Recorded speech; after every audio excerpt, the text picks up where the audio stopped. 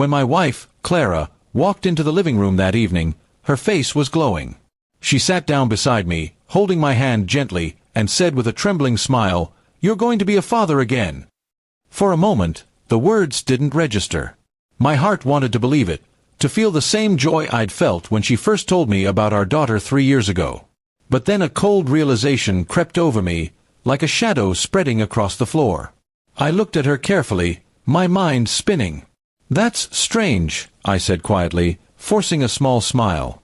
"Because I haven't been with you for months." The color drained from her face.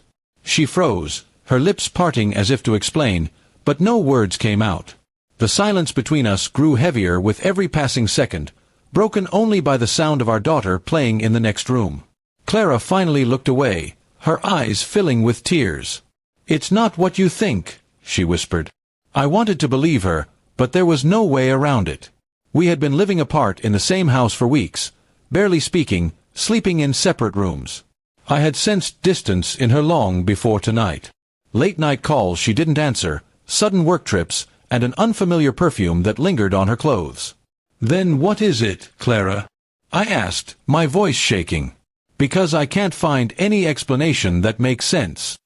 She looked down, tears falling freely now. "It was a mistake," she said finally. "It happened once. I didn't mean for it to go that far." My hands trembled as I tried to breathe. The air felt thick, almost suffocating.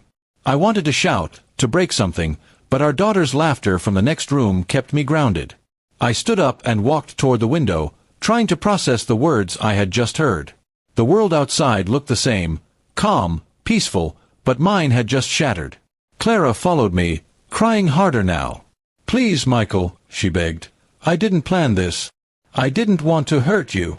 Her words echoed in my head like a haunting melody. I turned around slowly. "But you did," I said quietly. The next few days were unbearable. We barely spoke, moving around each other like strangers. She tried to make things seem normal for our daughter, but I could see the guilt in her every move. One evening, after putting our little girl to bed, I asked Clara to sit down. I had made up my mind. "I can't keep pretending everything's fine," I said. "I'll take care of our daughter, but we can't stay like this." Her eyes widened. "You're leaving me?" she asked in disbelief. "No," I said firmly. "You left me months ago when you chose someone else."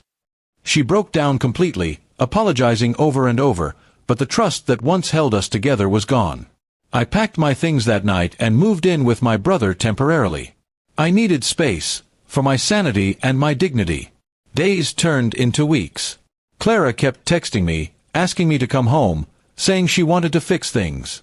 But how could I raise a child that wasn't mine and live a lie every day? My brother told me to take a DNA test when the baby was born, but deep down, I already knew the truth. The betrayal was written in her eyes the night she confessed. Months later, Clara gave birth to a baby boy. I didn't go to the hospital. She sent a message with a picture, saying, "He has your smile." But I could see the difference even in that photo. The boy looked nothing like me. My heart broke again, but strangely, I also felt peace, because I knew I had made the right decision walking away. After some time, I filed for divorce. Clara didn't fight it. She only asked one thing, that I'd still be part of our daughter's life. That, I promised her. My little girl was innocent in all this, and she deserved both parents, even if we could never be together again.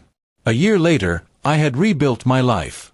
I moved to another city, found a new job, and started healing. Some wounds never fully close, but they stop bleeding after a while. Clara wrote to me once, saying she regretted everything and wished she could turn back time. I didn't reply. Sometimes silence says more than words ever could. Whenever I visit my daughter, I see Clara too.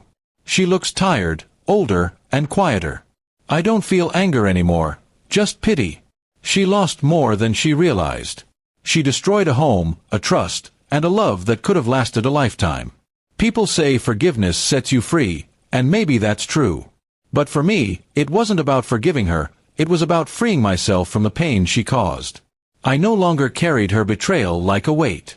I let it go. And as I watch my daughter laugh, I remind myself of one truth. Sometimes, Being a father means protecting your child not only from the world, but from the broken love that once tried to define your life.